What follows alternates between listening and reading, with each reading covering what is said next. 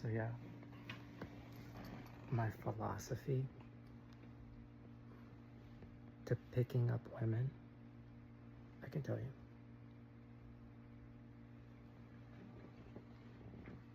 I let them know they have my attention.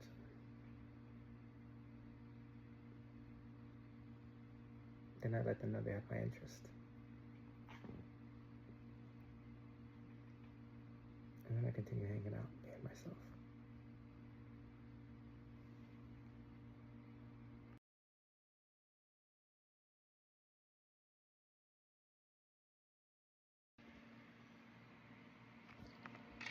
But it's different sometimes, you know. You meet people, you fall in love, you start dating, and then you're in bed cuddling, you know. And you ask, hey, why'd you go for me, you know? It usually happens a few times, some nice conversations. Sometimes it gets a little weird. Like when they keep saying, you know,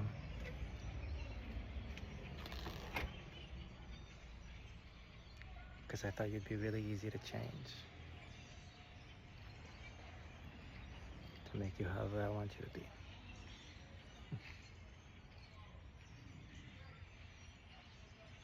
You're wrong, but it's a strange reason to date somebody. And I answer too, you know.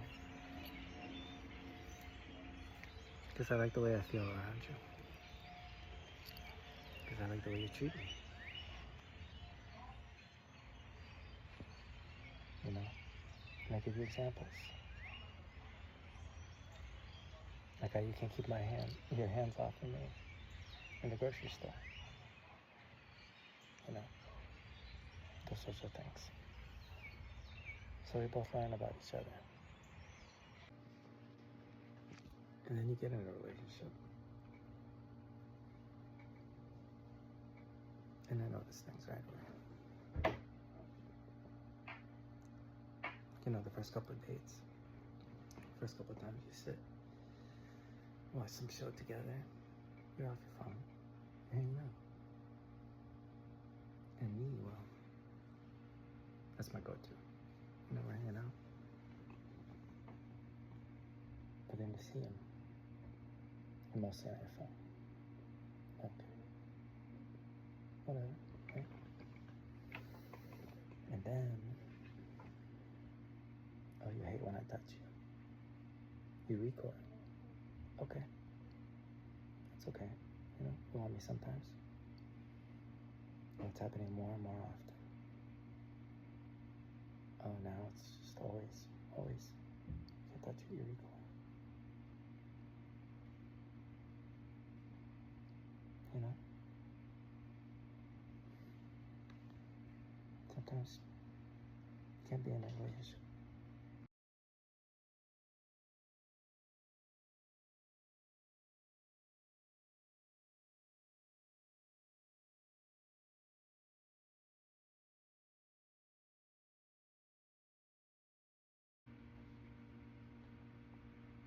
And I'm not gonna blame you for it. I'm not gonna make you feel bad. Whatever. Right? It's your body. I will try to understand why, right? Seek to build our intimacy in any way that I can, as I did.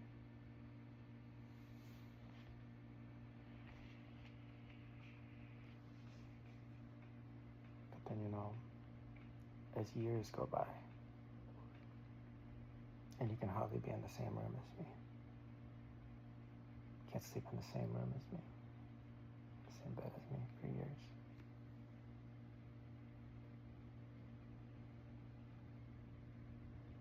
I give up, you know?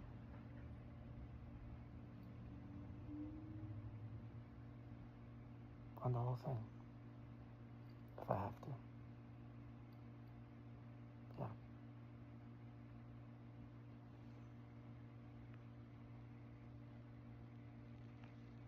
Doesn't matter how many times I have to do it.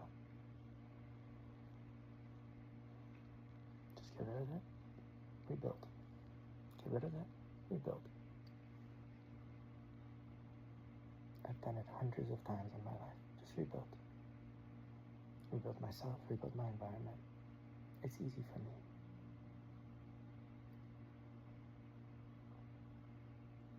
Do I ever use that as a tool for leverage to threaten you?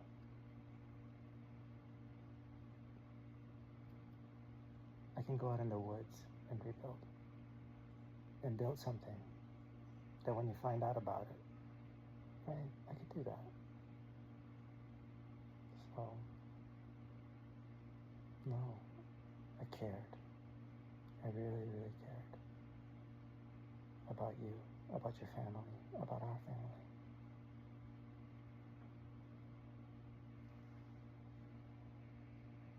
I honored the feelings that I had for you as much as I could.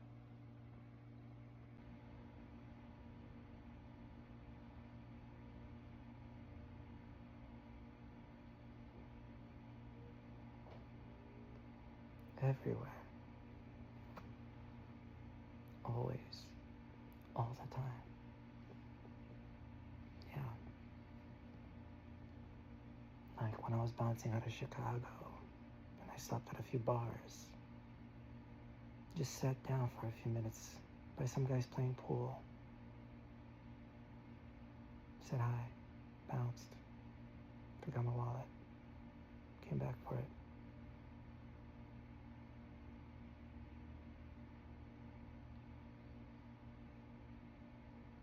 Went up there around Skokie or whatever. Another bar. Talked to some people. Had some conversations.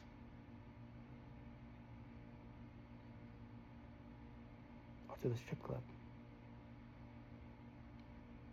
where I took out quite a bit of money to give to a lady offering to have sex with me. I gave her the money. I said, no, thank you. I don't do that. She took the money, she left. Never heard from her again. I don't worry about it. Or how when I go, I'm in a new place. Let me go to the gas station, give them $20, see what's going on around here.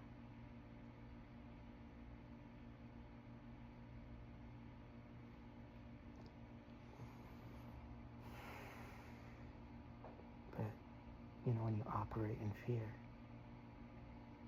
it's really hard to see how people move. Because I learned some things in Romania really early on. If I wanted to fight a guy, right, piss me off, I want to fight him. I can't just go fight him. No, that would be a really bad idea. I gotta find out who he is, who his family is, who his brothers are, who his dad is, all of it. Who his friends are, depending on how bad I want to fight him, how bad I want to hurt him, right? What he means to people. I have to find all of that out. And then make sure that, for example, my brother can beat his brother. My older brother can beat his older brother. Otherwise, I bring things on my family I don't want to, right?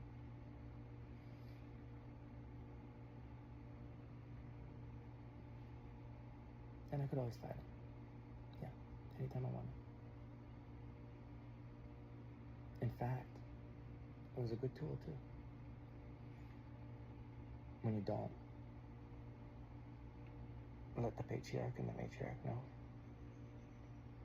you're gonna fuck somebody up, you know, their grandson. Sends a message. You know? It's just tools you learn.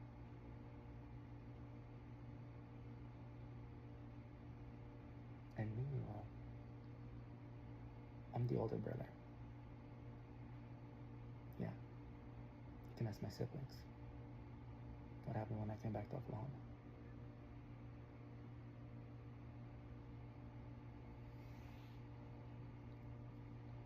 I'm sure they would have a lot of interesting stories. Because I lived it, you know? some little kid messed with another little kid. The dad came out, got a little rough with the other little kid. That little kid had 6 brothers. So, you know, the 3 of them that were there, they had something to say about it. It didn't matter. He beat them too. And then a couple of older brothers came back from the army. Things didn't go so well for that dad with them. So, you just learn lessons. And that was part of it. I was on those streets, you know, in a place where you had to be careful what neighborhood you walked, crossing the street. And my family had issues, right? Sometimes. I remember there was a group of guys living not too far away. And my dad was not around too much. My brother and I were. And he was a little too old for my brother. My brother's good. He was a little too old and he had big friends. And he came walking down our street. And my brother was in the house. Or, you know, he would have fucked him up. Tried to. But he was coming out of the house. And this guy took a kick at me. I was a little kid.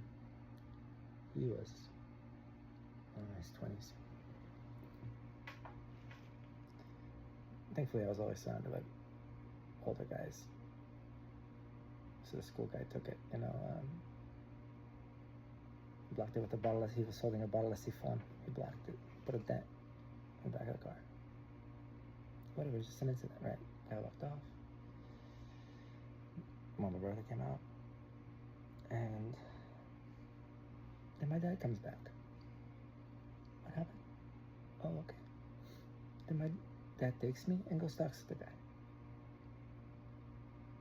Hey, I'm gonna cut off your ears if you ever touch him. Ever look at him the wrong way. I'm gonna cut off your ears.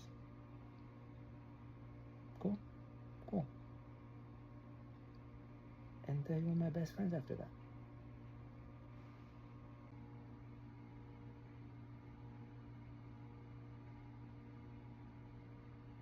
And before I was on those streets, in that way, I made my own way on those streets, by myself.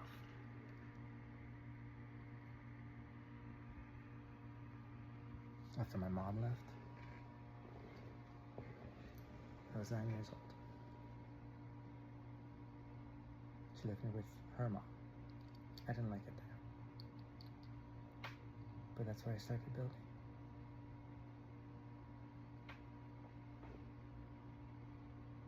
In just a little bit of time, I dropped out of school. I was walking the train tracks, smoking a pack a day, all over that neighborhood. Hot pots, unfiltered. And then my dad came and got me. Spent some time there, and then I hopped all over the place. And then I was on my own again for a really long time. Then I lived with my cousins. Then I was on my own again. You know, bounced around, different people. And out of the blue, my mom comes and gets me. At that time, I was supposed to be going to a uniform school. I didn't really go.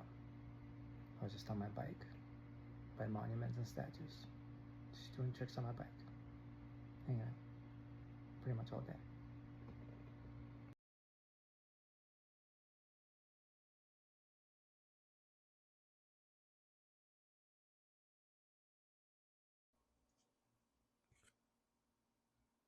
clips of my life. Let's talk about some choice experiences just after my mom left. My dad dropped me off at a few places. I never knew. One of the places was a nice family, really well off. The dad was a logo designer. He used some really intricate software to design logos. It was very discreet, very cool. I played with it, played around with it quite a bit. I was all over those trees too. And then I lived with his brother, going to a pretty cool school, made some really nice friends there. One of my best friends was a kid. His family was very rich. And I just hung out with him. We had Prejitour, went to his house. He had a really, really nice house. Watched the A-Team. Just hung out. It was a really nice time. After that, spent some few months on a farm.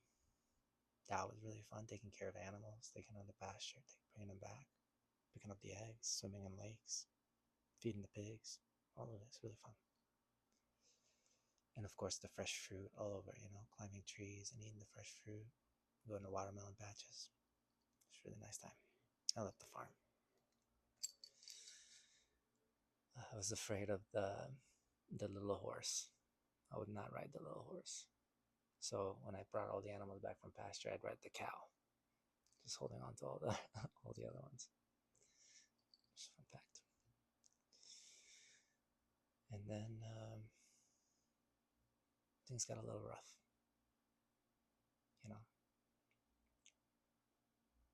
Subways and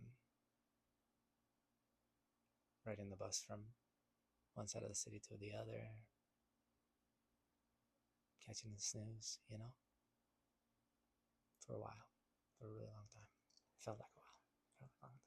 Then I lived with my cousins, and that was really fun. Nice house.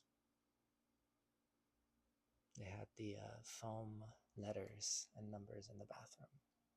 Like with the colors, you could make different puzzles. It was really nice.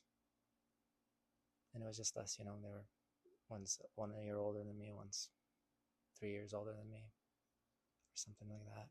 And it was just us, taking care of each other and ourselves. And I was all over those streets too. But that was fun. In the winter, we'd sled and wait for cars to come by and hold on to them, slide on the ice. Sometimes. Yeah. I had a really rich childhood. I enjoyed every minute of it. Let's talk about some more things. I'm feeling nostalgic.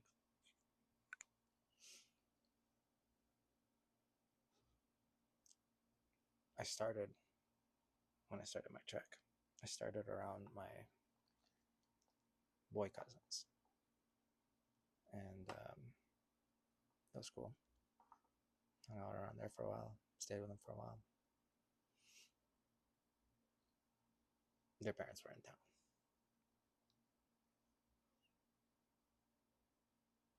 Most of these, kids I hung out with, like that rich kid by my uncle, his parents were never there. They were abroad. And yeah, hanging out with my boy cousin. I played a lot of soccer there. And, I had a really vivid experience of this dog that had been poisoned. And it was dying, Tried to give it milk and very, very upset, obviously, because it was going through a lot of pain. But, I tried to stay there with it and give it some milk, bread, and at the end, just be there because, it died. And then I lived with my sister and her parents. That was really fun. Played a lot of board games, ate some cheese fries, went swimming in the lake, played a lot of games outside, hung out, cemetery at night, a lot of fun stuff. Went caroling. Yeah, I really like that neighborhood.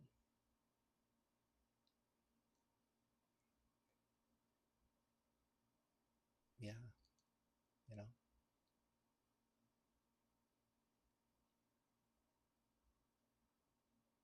I was usually in arcades too.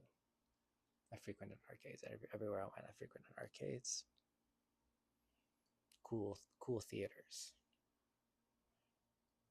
that are usually by arcades. Internet cafes as well. I go play, Need for Speed and Delta Force.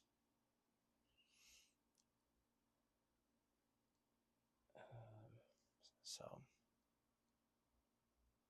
and then we do stuff, we go to Brasov, we go to Constanza. We kind of go all over the place.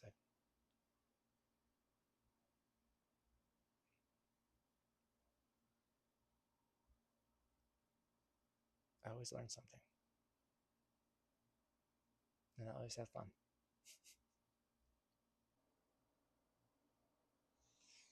And I've always been spiritual.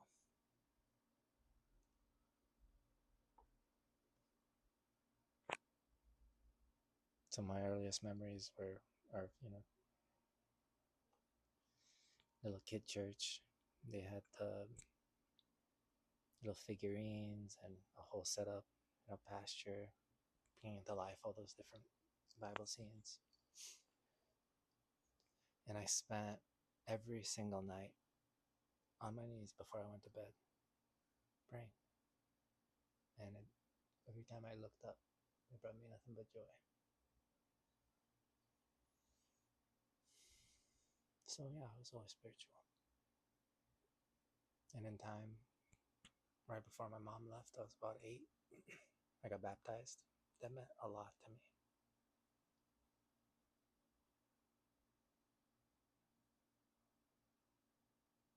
And I always had a lot of fun celebrating our customs for Easter, for New Year's, and our everyday customs, which are so centered around God. And, anytime we say we want to do something, God willing, and just being around that, it helped me grow.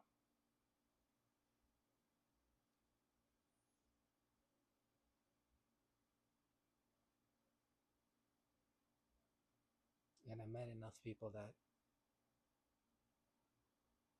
took it as seriously as I did. And that brought me a lot of hope. That these things, they don't just mean something to me. They mean something. So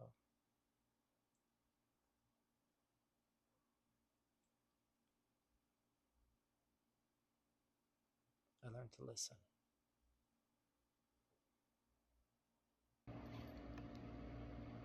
And I'm not special, and I've never once thought I was. I've always deeply believed anybody can do what I can do. What we may be able to.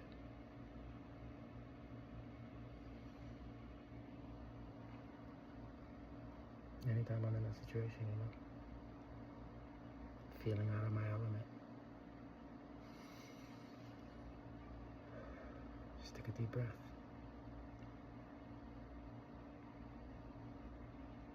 And I find myself in my element.